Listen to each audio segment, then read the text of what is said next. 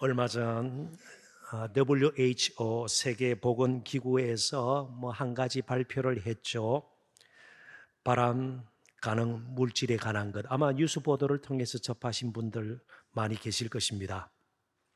요즘 사람들이 많이 마시는 제로 혹은 다이어트 음료들, 그리고 캔디, 사탕류들, 아이스크림 등에 이제 설탕을 사용하지 않고 설탕 대신 인공 감미료를 사용을 하는데, 그 인공 감미료 아스파탐이라는 저에게는 생소한 것입니다. 여기에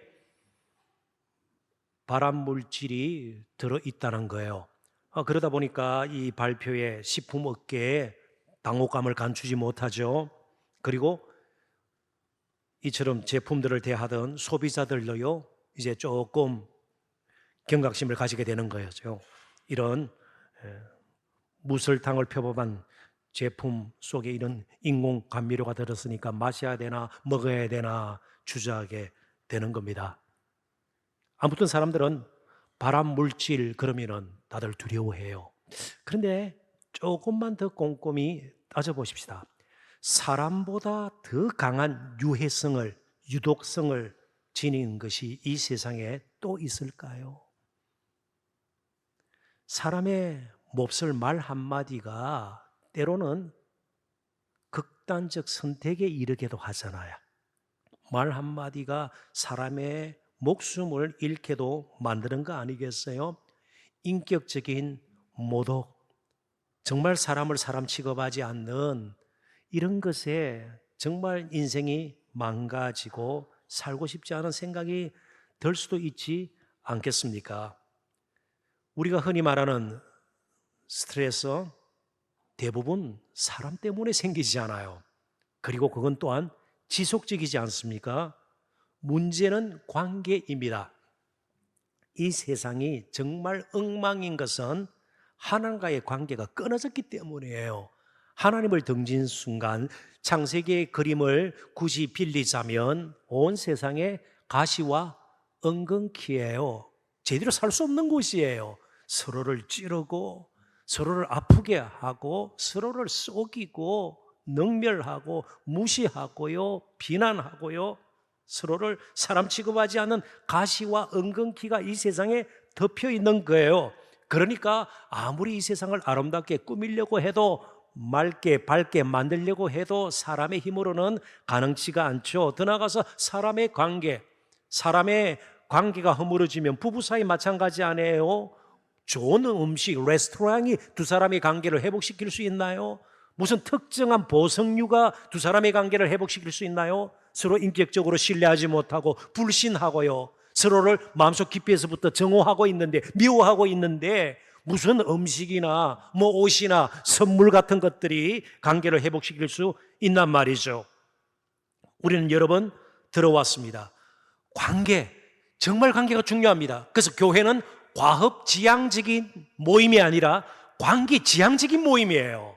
뭔가 큰 일을 하려고 모인 사람들이 아니에요. 우리는 이윤을 창출하기 위해서 모인 사람들이 아니에요. 그런데 지나치게 계산하고 따지고 돈돈 그러면은요, 그 교회는 이미 교회로서의 본질을 잃어버리는 것이죠. 관계예요. 그래서 예배 전에 누구와 불화했으면 화해하라 그러지 않았어요? 예수님께서 친히 말씀하셨습니다. 그러니까 저희들이 또 여러 번 들어왔던 말 아니에요. 사역보다 사람이 중요하다는 말이죠. 사역보다 사람이 중요합니다. 그래서 사도 베드로도 이 부분을 놓치지 않았습니다. 이미 지난주에 나눈 말씀에는요, 아무리 어렵고 힘들지만 그래도 성도들은 로마의 통치 질서에 순종하라. 순종이란 말이 질서 아래로 들어간다 그러지 않았습니까? 그리고 오늘 본문을 통해서는요, 사환들 역시 자신들의 주인에게 순종할 것을 가르칩니다. 여기 사환은 심부름꾼이 아니라 가정에 속한 종 혹은 노예입니다. 당시 로마 사회에 종 없이는요, 노예 없이는 지탱될 수가 없었습니다. 그들이 로마 사회를 그리고 움직이는, 있게 만드는 근간이 되었던 것이죠. 그런데 여기서부터 질서가 무너지면요, 로마 사회가 무너지게 되어 있습니다. 질서가 무너지게 되면요, 돈 있는 사람, 힘 있는 사람, 강한 사람, 높은 자리에 있는 사람 절대로 해당하지 않아요. 질서가 무너져 버리면 약하고 가난하고 힘 없는 사람들이 더 극심한 피해를 입게 된단 말이죠.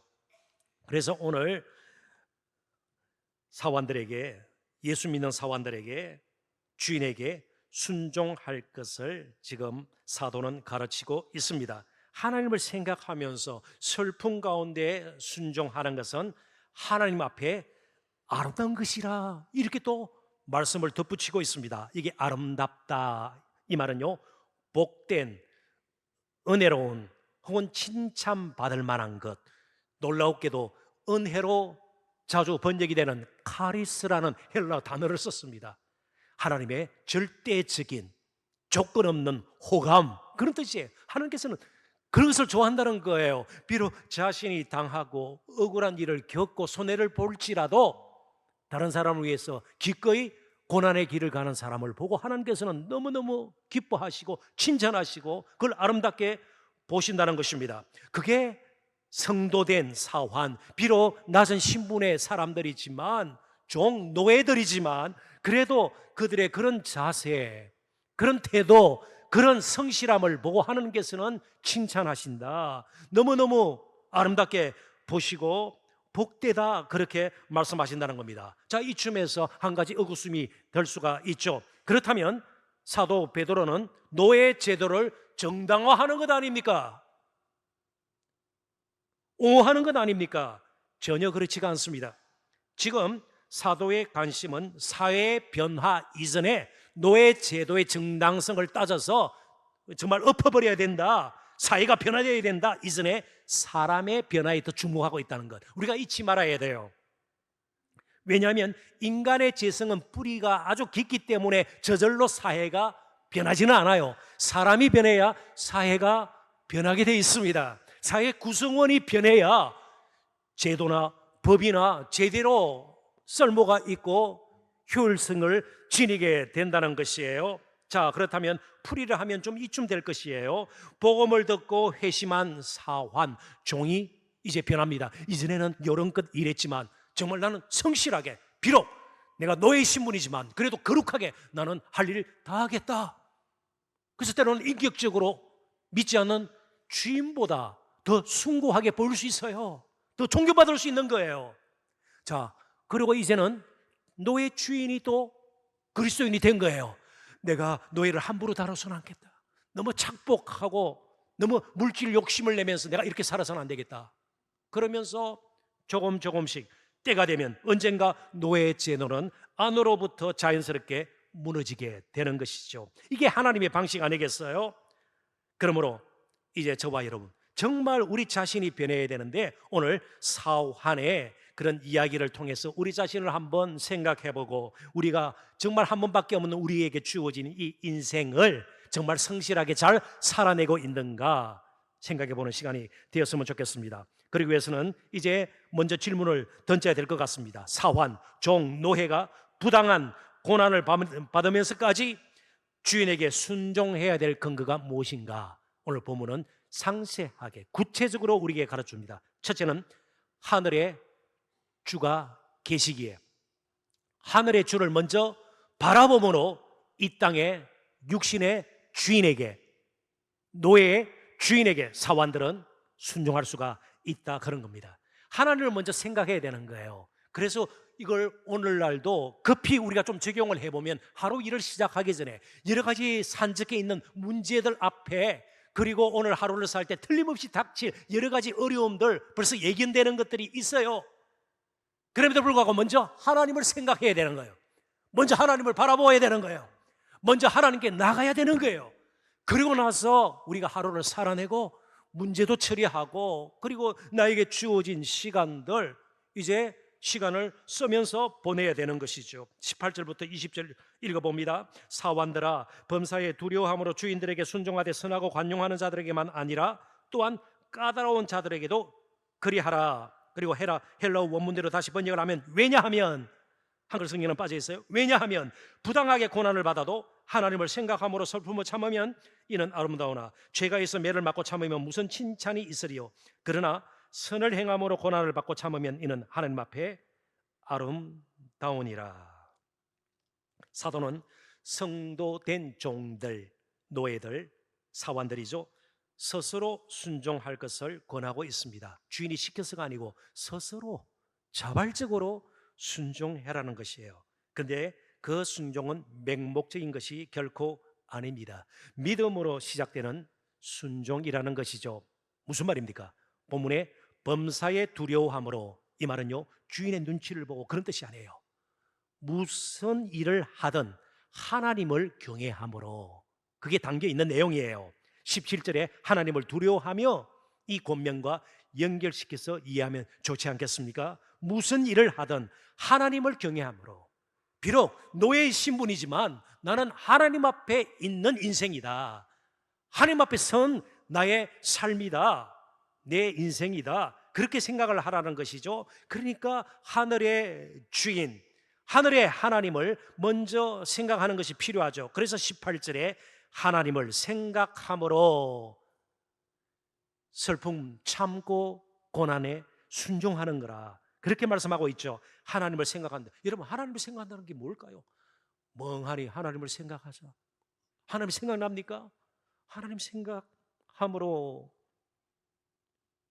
그런데 이게 사용된 헬라어 단어가 다른 성경 구절에서는 양심 혹은 깨달음 이렇게 번역이 됩니다. 고린도서 5장 11절이나 히브리서 10장 2절에 달리 이렇게 번역이 되죠. 똑같은 단어예요. 슈네이데시스라는 이 헬라 단어가 말이죠. 그러니까 하나님을 생각한다, 이 모호한 것이 아니라 사실은 구체적인 거예요. 무슨 말인가 하면 하나님 앞에서의 신앙 양심을 따라, 이런 뜻이에요.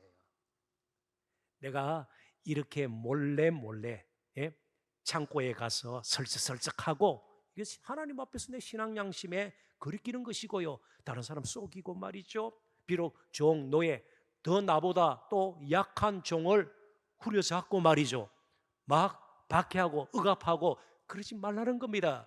남자 종 같으면 여자 종을 함부로 그저 몰래 찝쩍이고 이런 거 하지 않는 거예요. 하나님을 생각함으로 신앙 양심을 따라. 또 한 가지는요, 깨달음이에요. 번역이 깨달음이요.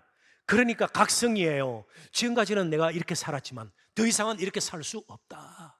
내가 그래도 이제는 주 예수 그리스도의 피의 은혜를 입고 새 사람 되었는데, 비록 종의 신분이지만 난 그래도 거룩하게 살아야겠다, 이런 다짐을 하게 되는 거죠. 지난밤에 좀 좋지 못한 일이 있었지만 회개가 되는 것이고요, 그것이 바로 하나님을 생각함으로, 그러니까 하나님으로 인한 깨달음으로, 그런 뜻이에요. 자, 그렇다면 성도된 사환이 주인에게 순종하는 이유가 너무나도 분명하죠. 하늘의 주인이신 하나님으로부터 그렇게 하도록 부름을 받았기 때문입니다. 왜 순종하냐고요? 그가 소명의 사람이기 때문에 그렇습니다. 저와 여러분도 그렇게 살아야 돼요. 그게 소명이에요. 하나님께서 저와 여러분을 그렇게 살도록 불러주셨습니다. 자, 그러므로 사환이 순종함으로 억울한 일을 겪고요, 부당하게 매를 맞고요, 때로는 누명까지 쓰고요, 너무나도 비참한 자리로 몰려갈 수도 있고 말이죠. 실제로 요셉도 그러지 않았어요? 애굽의 종으로 팔려갔다가 억울한 누명을 쓰고 감옥에 갇히지 않았어요? 요셉도 그랬습니다. 그런 고난은 하나님이 그를 버리셨다는 증거가 아니라 오히려 그를 부르셨다, 택하셨다는 증거예요. 그래서 이제 저와 여러분의 삶은요, 사람 눈치 보기가 아니고 하나님 생각하기예요. 하나님을 늘 생각하는 거예요. 그에 따라 신앙 양심 그리고 각성이 생기는 것 아니겠어요? 사도 바울도 에베소 교회 종들에게 이렇게 권면하지 않았습니까? 사실 이 베드로 전서는 소아시아, 지금의 터키 지역에 있는 성도들에게 보낸 편지예요. 그런데 에베소가 그 중에 대표적인 도시예요. 그런데 에베소서는요, 사도 바울이 에베소 교회 성도들에게 보낸 편지니까 에베소 교회 성도들은 어쩌면은 사도 베드로의 권면도 받고 바울의 권면도 받았는지 몰라요. 제가 좀 인용을 합니다. 에베소서 1부예요. 에베소서 6장 5절부터 8절입니다. 종들아, 두려워하고 떨며 성실한 마음으로 육체의 상전에게 순종하기를 그리스도께 하듯 하라. 주님을 모시듯이 말이죠. 그러니까 예배 다르고 생활 다르고, 예배 다르고 직장 생활 다르고 아니에요. 직장에 가서 늘 기독교 방송만 틀어놓고 그게 아니라는 거예요. 더 성실히 일해야 되는 것이죠. 더 정직하게 일해야 되는 것이죠. 그게 그리스도께 하듯 하는 것 아니겠어요? 눈가림만 하여 사람을 기쁘게 하는 자처럼 하지 말고 그리스도의 종들처럼 마음으로 하나님의 뜻을 행하고 기쁜 마음으로 뭐 씩씩 웃고 그런 의미가 아니에요. 마음을 다하여 혹은 마음을 쏟아 집중하여 섬기기를 주께 하듯 하고 사람들에게 하듯 하지 말라. 이는 각 사람이 무슨 선을 행하든지 종이나 자유인이나 주께로부터 그대로 받은 줄 알미라. 자, 여기서 한 가지 짚고 넘어갈 부분이 있습니다. 믿음의 출발은요, 주어진 형편을 겸손히 인정하고 받아들이는 겁니다. 왜요? 하늘의 주인이 내 인생을 너기 책임질 수 있으니까. 지금은 어려워요, 힘들어요, 막 가시 같은 것이 찌르는 듯한 삶의 순간순간이고 하루하루예요. 그러면 하나님께서 이런 가시를 통해서 가시 같은 나를 다듬으시려고 그러시는 거 아닐까? 하늘의 주인께서 충분히 내 인생을 책임질 수 있다는 것, 그거 받아들이는 거예요. 그러니까 주어진 형편, 노예들, 내 팔자, 체념이 아니라 하늘의 주가 지금 비록 노예지만 나를 예수 믿게 하셔서 지금까지도 이끄셨고 앞으로도 이끄실 것이다. 저 천국까지 이끄실 거다. 청받지 않더라도 그 말이죠. 그죠? 청받지 않더라도 사원들을, 그렇게 믿음의 사원들을 이끌 것 아니겠어요? 그러지 않으면요, 원망과 불평으로요, 감사, 기쁨 다 잃어버리게 돼요. 늘 우울하게 살게 될 것입니다. 이미 저와 여러분은요, 잘 깨어지기 쉬운 질그릇 같은 존재이지만 이미 보배이신 예수 그리스도가 우리 안에 거하세요. 그래서 우리 자신이 질그릇 같지만 질그릇이 보배를 담은 보석 함이 되어버린 거예요. 그래서 이미 우리는 귀한 존재가 되어버렸습니다. 사람 보기에는 노예예요, 종이에요. 그렇지만 귀한 존재가 되어버린 거예요. 그래서 성실함으로 살 수가 있는 거예요. 뭐 꾸며서 성실한 채 아니에요. 눈가림으로 아니에요. 사람 볼 때만 그럴 수가 없는 거죠. 그런데 저 자신부터, 특별히 저에게 더 심할 수도 있어요. 예수 믿고 시간이 지나면 지날수록 생기기 쉬운 나쁜 습관 중에 하나가 성실하게 행하는 것보다 말이 많아지고 꾸미기를 잘한다는 거예요. 그게 지나치면 외식이 되는 거예요. 위선이 되는 것 아니겠습니까? 자, 여러분 꼭 기억을 하십시오. 사원이 겪는, 종들, 노예들이 겪는 부당한 고난 역시 하나님의 계획, 하나님의 뜻, 그리고 능력 밖에서 되는 법은 없습니다. 하늘의 주는요, 때로 침묵하시지만 눈을 감지는 않으세요. 늘 보고 계세요. 때가 되면 건져내시기도 하고요, 바꿔놓으시기도 하고요, 길을 열어주시기도 하고요.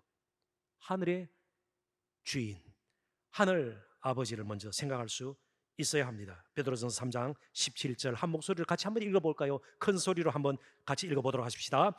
선을 행함으로 고난받는 것이 하나님의 뜻일진데 악을 행함으로 고난받는 것보다 나으니라. 선을 행하면서 고난받는 것도 있어요. 하나님의 뜻에 순종하려면 선을 행함으로 고난받는 거예요. 억울하고 손해보고요, 무시당하고요, 형편없이 여겨지고요. 그래도 하나님의 뜻에 순종함으로, 선을 행함으로 고난도 받을 수가 있는 거예요. 두 번째 근거가 무엇일까요? 바로 우리에게 대속의 본이 있습니다. 하나님 생각이 순종으로 이끌게 되는 것과 마찬가지로 예수님을 닮을 때에 우리는 순종하게 되는 겁니다. 아무리 큰 소리로 목이 찢어져 그렇게 부르짖고 기도해도요, 예수님 닮지 않으면 절대로 순종할 수 없어요. 아무리 성경을 몇백 독 했다 할지라도 예수님 조금씩도 닮지 않으면 순종이 불가능합니다. 21절부터 25절 좀 깁니다만은 제가 빨리 한번 읽어보겠습니다. 이를 위하여 너희가 부르심을 받았으니 그리스도도 너희를 위하여 고난을 받으사 너희에게 본을 끼쳐 그 자취를 따라오게 하려 하셨느니라. 그는 죄를 범하지 아니하시고 그 입에 거짓도 없으시며 욕을 당하시되 맞대어 욕하지 아니하시고 고난을 당하시되 위협하지 아니하시고 오직 공의로 심판하시는 이에게 부탁하시며 친히 나무에 달려 십자가죠 그 몸으로 우리 죄를 담당하셨으니 이는 우리로 죄에 대하여 죽고 의에 대하여 살게 하려 하심이라. 그가 채찍에 맞음으로 너희는 나음을 얻었나니 너희가 전에는 양과 같이 길을 잃었더니 이제는 너희 영혼의 목자와 감독, 목자 꼴을 먹이고 쉬게 만들고요, 감독 돌보는 자 감찰해서 필요한 것을 또 공급하고, 그리고 이끄는 바로 하나님께로 돌아왔느니라. 이 말은 진정한 풍성함, 부요함, 쉼, 그리고 평강을 이제 누리게 됐다, 그런 뜻이에요. 어떻게 해요? 바로 예수 그리스도의 대속의 죽음 때문에 말이죠. 예수님 닮지 않으면 그 입에 거짓도 없고 욕을 당하시되 맞대어 욕하지 아니하고 그럴 수가 없는 거예요. 어때요? 우리가 교회 오래 다녀도 욕하면 더 심한 욕을 할 수도 있지 않아요. 보복심리가 하나님께서 저런 사람 때려잡지도 않고 이런 식으로, 그죠? 봐라, 나한테 그렇게 몹쓸게 대하더니 발목이 부러졌네, 이런 식으로 말이죠. 때로는 신앙을 이상하게 그렇게 적용해서 그게 때로는 우리의 모습일 수 있는 거예요. 그런데 어떻게 죄를 범하지 않았는데도 흉측한 죄인들이 달리는 십자가에 달리시고 말이죠. 고난을 당하시되 위협하지 않고, 그리고 욕을 당하시되 맞대어 욕하지 아니하시고, 바로 예수님 닮지 않으면 우리가 이런 일을 감당할 수가 없는 거예요. 그런데 바로 우리가 지금 살펴본 이 말씀들이 구약 어디에 많이 그려져 있는 것 같아요? 이사야서죠. 이사야서예요. 그래서 이사야서는 메시아 예수 그리스도를 그려주고 있는 그런 큰 덩어리 구절들이 몇 군데 나오는데 한 네 군데 나와요. 그걸 흔히 여호와의 종의 노래라고 그러는데, 오늘 본문은 네 번째 종의 노래, 특별히 이사야서 53장 4절부터 12절을 자유롭게 인용하면서 예수님의 모습을 그려주고 있습니다. 자, 이쯤에서 성도 여러분들에게 중요한 질문을 하겠습니다. 예수님께서 왜 십자가에 못 박혀 죽으셨나요? 누구의 죄 때문에요? 나의 죄 때문에 나를 구원하시려고, 맞습니다, 그죠? 또 한 가지 오늘 본문에요, 본이라는 말이 나옵니다. 본, 그죠? 이를 위하여 너희가 부르심을 받았으니 그리스도도 너희를 위하여 고난을 받아사 너희에게 본을 끼쳐. 두 번째, 현대교회에서 어느 순간부터 본, 이게 싹 없어진 것 같아요. 나의 죄를 위해서 십자가에 못 박혀 죽으셨다. 우리가 얼마나 자주 들었고 전하고 깨우쳤고 감사하고, 그런데 십자가에 죽으신 또 다른 이유가 우리에게 본이 되기 위함입니다. 사실은 십자가에 죽으신 뿐만 아니고 예수님의 일생이 본이 되는 거죠. 본, 이 본이란 말 신약 성경에서 오직 단 한 번 여기에만 사용이 된 특별한 단어예요. 자, 그러면 예수님 우리의 본이 되셨다, 쉽게 넘어갈 수 있어요. 그런데 이게 성경에 사용되기 전에 당시 로마 그리스 문화에서 이 본이 어떤 의미를 지니고 있었는가, 예수 믿지 않았던 그 시대 사람들에게 본은 도대체 무슨 의미였을까, 뜻풀이를 조금 할 필요가 있습니다. 자녀 손들이 있죠. 가끔씩 글 읽어주나요? 그림 그리도록 좀 도와주시나요? 자, 그럼 조금 더 들어갑니다. 아이들이 글을 깨우칠 때 너 아빠 한번 써봐, 그러면 완전히 그죠? 너무 추상적이죠. 추상, 막 지렁이 기어가는 것처럼 글이 아니죠. 그래서 어떻게 해요? 희미하게 아빠 연필로 써놓고 그 위에 애가 덕칠하도록, 여기 사용된 본이 글자나 그림을 쓰거나 그릴 때에 미리 그 위에 따라 쓰거나 그릴 수 있도록 희미하게 모양을 만들어 놓은 것, 그게 본이에요. 그게 본이에요. 그림 그릴 때 토끼 그리기 어려우니까, 그죠? 그냥 두면요, 토끼가 아니고 무슨 괴물을 그려 놓을 거 아니에요, 그죠? 그러니까 토끼 귀가 좀 길고 눈 쫑긋하고 그죠? 뭐 이렇게 그려놓는 거예요. 희미하게. 그러면 그 위에 애가 이제 크레용으로 하는 거죠. 그리스도의 삶이 무엇일까요? 세상 풍조와 가치관에 따라서 세상에서 성공이라는 말은 바로 그 기준에 따라서 우리가 그걸 본삼고 사는 사람들이 아니다 이 말이죠. 예수 그리스도의 성품, 예수 그리스도의 가르침, 예수 그리스도의 사역, 예수 그리스도의 삶, 그리고 가장 극적으로 십자가에서 다른 사람을 위해서 자신을 내어놓고 죽으신 그 죽음의 아름다움, 그 아름다움, 그걸 이제 우리가 밑에 깔고 우리 자신의 인생의 이야기를 써나가는 거예요. 그걸 본으로 삼고 인생의 그림을 우리가 그려나가는 거예요. 우리 집에 그림을 그려나가는 거예요. 우리 관계의 글을 쓰고 그려나가는 거예요. 그런데 그거 없이 그냥 교회를 다니면서 내가 글을 쓰니, 그거 없이 그냥 그림을 그리니 너무 지름게 기우하는 것 같고, 저 사람 교회 오래 다녔는데 심지어 목사인데 그려진 그림을 보니까 완전히 이상하게 그린 거예요. 그러니까 비웃는 거죠. 우스꽝스럽죠. 조롱을 받죠. 때로 교회가 무시를 당하죠. 예수 그리스도가 우리의 본이에요. 그렇게 살도록 우리가 부름을 받았습니다. 그 본을 따라서 우리가 직장도 구하고 취업도 하고 결혼도 하고 유학도 가고 전문직에 종사도 하고요, 돈도 벌고 그렇게 사는 거예요. 딴 것이 본이 될 수가 없는 거예요. 어떤 사람이 어떻게 돈을 벌었더라, 단순간에 어떻게 성공했더라, 이게 본이 아니고 예수 그리스도가 우리의 본이에요. 그분이 우리의 본이 되시기 위해서 밑거름 그리고 바탕 글자를 만들어 주신 거예요. 그런데 우리는 예수님 나라를 위해서 대속의 죽음을 죽으셨다, 이걸로 끝나는 거예요. 본이 없어져 버린 거예요. 그래서 마음껏 살게 되는 것이죠.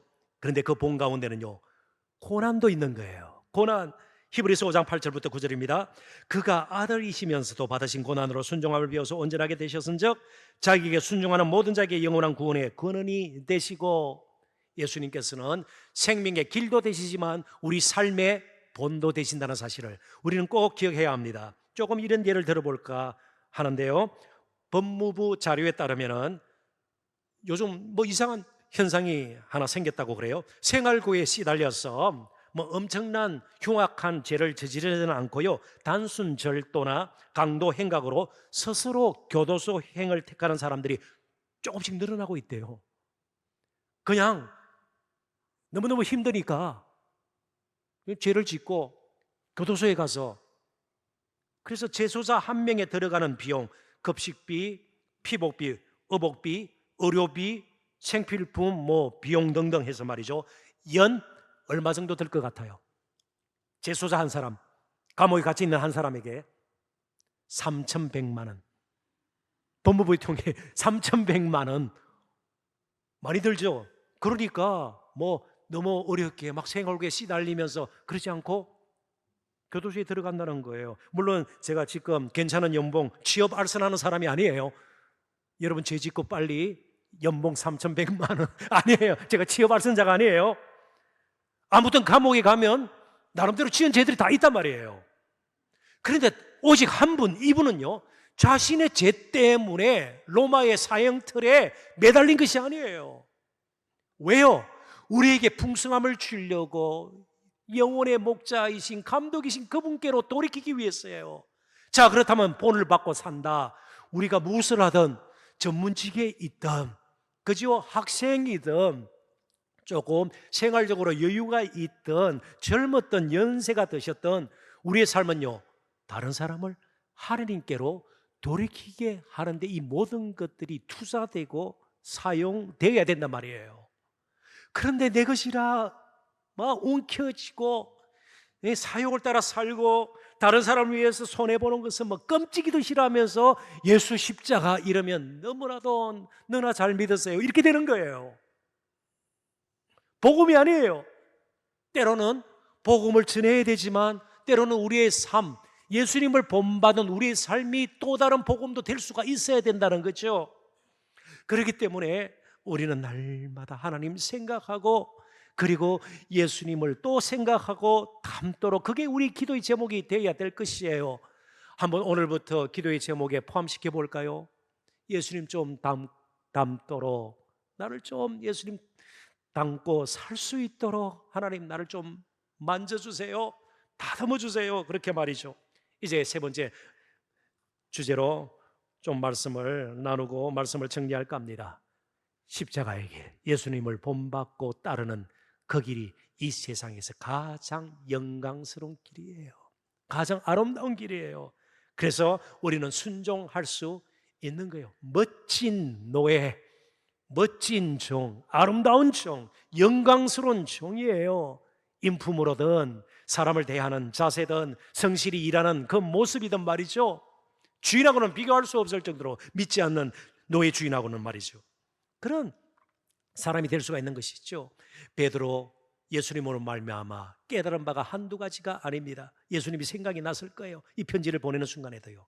그래서 얼마 있다가 그는 베드로전서 4장 13절부터 16절 조금 지나서 이렇게 고백하고 노래할 수밖에 없었습니다.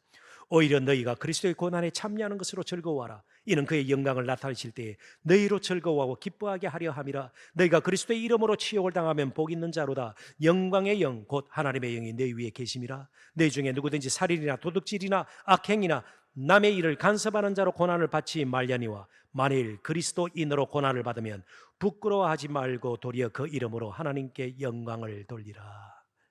예수님께서 가장 아름답게 우리에게 드러내신 모습은요, 십자가에 매달린 모습이에요. 하나님의 아들, 우주 만물을 지으신 창조주 하나님의 아들이 그렇게 십자가를 매달고 너무 초라하게, 비참하게, 연약하게 달려 있었습니다. 그것이 바로 우리에게는 영원한 생명의 길이었어요. 제사함을 얻고 죄에서 벗어나 하나님께로 돌이키는 강력한 힘이 되었습니다. 너무너무 아름다운 것이었어요. 자, 말씀을 맺습니다. 세상이 엉망입니다. 혁명 일어나면 될까요? 프랑스 혁명, 자유, 인권 외쳤습니다. 그리고 그 후에 엄청난 피비린내 나는 살육이 있었습니다. 반대파를 향한 개혁? 사람들의 개혁요? 아니요, 아니에요. 이 세상이 바뀌려면 바로 그분이, 하나님이신 그분이 자기를 비우고 그리고 낮추고 십자가를 지신 것, 이게 노예, 예수 믿는 바로 그리스도인 된 사환에게 너무나도 충격이 되었을 거예요. 이런 분이 나처럼 종이 되어 십자가 지시까지 자신을 낮추시고 자신을 비우셨으니, 그래서 이제 나도 그 영광스러운 길을 가겠다, 아름다운 길을 가겠다. 교회가 아름다운 것은, 저와 여러분이 성도로서 아름다운 것은요, 명품 옷을 많이 받고 입고 다니기 때문이 아닙니다. 보석으로 치장했기 때문도 아니에요. 교회가 어리어리한 건물을 가지고 있음도 아니에요. 주님을 닮고 십자가의 길이지만 영광스러운 길을, 이건 누구나 할 수 없어요. 돈 많다고 할 수 없어요. 정말 예수님을 닮아 고난을 즐겨받을 수 있기에 우리가 아름다운 거예요. 꼭 기억하십시오. 고난 아무나 받을 수 없어요. 예수 안에 있는 저와 여러분만이 누릴 수 있는 이상한 특권이에요. 즐거운 특권이에요. 그래서 예수 잘 믿으면 고난이 없다, 거짓말이에요. 오히려 고난 가운데 즐거워할 수 있는 것이 믿음의 신비고, 주님을 닮고 세상을 살리는 일에 그냥 겨자씨처럼 누룩처럼 나 자신을 드릴 수 있는 것이 믿음의 신비입니다. 성도된 사환이, 노예가 종이, 그리고 우리가 가장 아름다울 때가 바로 주님께서 가신 십자가의 길을 따를 때임을 잊지 않고, 이제는 십자가의 사람으로도 넉넉히 아름답게 살아가시는 저와 여러분 되시기를 주님의 이름으로 축원합니다. 기도하겠습니다. 하나님 아버지, 은혜와 사랑,